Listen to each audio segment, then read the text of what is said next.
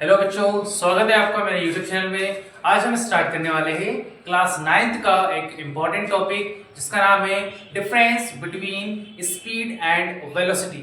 आइए आज हम समझते हैं कॉन्सेप्ट को स्पीड और वेलोसिटी के।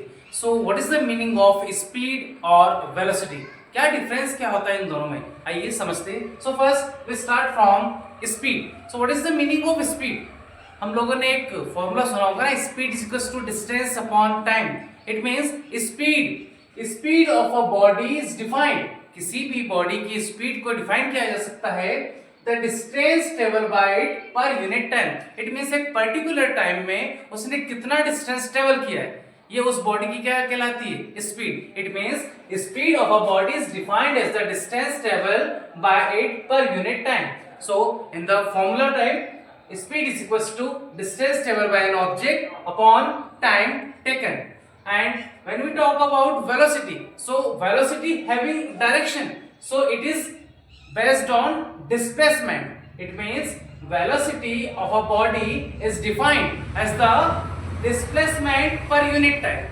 Displacement per unit time. So in the formula, velocity is equals to displacement upon time. अब देखिए बच्चों, इन द फर्स्ट डिफरेंस आपको एक चीज समझ में आ रही है कि speed is based on distance and velocity is based on displacement. So in the speed formula, speed is equals to distance upon time and velocity is equals to displacement upon time. Clear है बच्चों? चलिए next, SI unit of speed is meter per second and it is also same.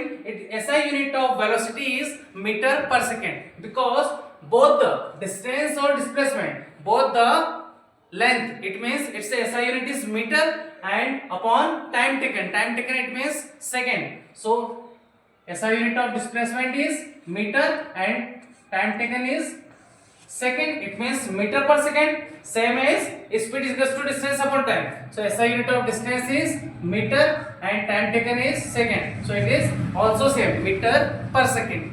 Now we start third point. Speed is a scalar quantity. Speed is a scalar quantity. Why? Because it has only magnitude.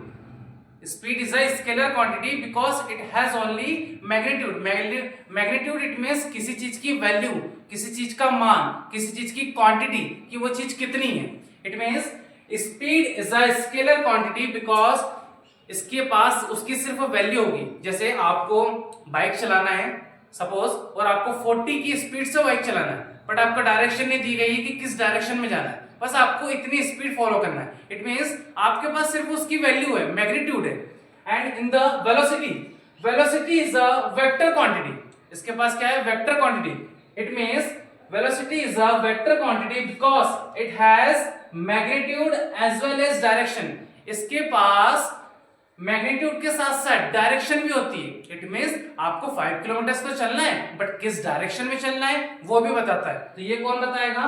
Velocity. It means in the speed is the scalar quantity. ये scalar quantity होगी। क्यों होगी? Because इसके पास सिर्फ magnitude है। And जब हम velocity की बात करते हैं तो velocity is a vector quantity. ये कैसी क्वांटिटी होगी?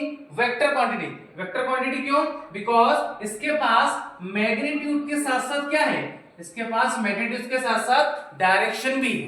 ठीक है, तो स्पीड तो सिर्फ ये बताएगी कि आपको कितना चलना है, बट वेलोसिटी ये बताएगी कि किस डायरेक्शन में भी चलना है और कितना चलना है। क्लियर है? चलो now we start next point. The value of speed will never be zero और नेगेटिव। किसी भी ऑब्जेक्ट या किसी भी बॉडी की स्पीड कभी भी जीरो या नेगेटिव नहीं हो सकती, बट इन द वेलोसिटी की value, the value of velocity में बी जीरो और नेगेटिव।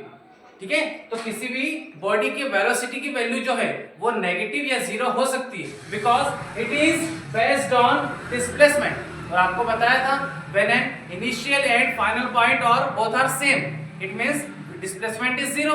अब अगर डिस्प्लेसमेंट जीरो हो सकता है तो इसकी वेलोसिटी भी क्या हो सकती है? जीरो हो सकती है और नेगेटिव हो सकती है। Next is the last point. Speed may और may not be equal to velocity. Speed velocity के बराबर हो भी सकती है और नहीं भी, but in the velocity a body may possess different velocity. किसी बॉडी की वेलोसिटीज डिफरेंट हो सकती है बट स्पीड क्या होती है, हमेशा हमेशा सेम होती है। ठीक है, आशा करता हूँ बच्चों आप लोगों को वीडियो समझ में आई होगी। Thank you.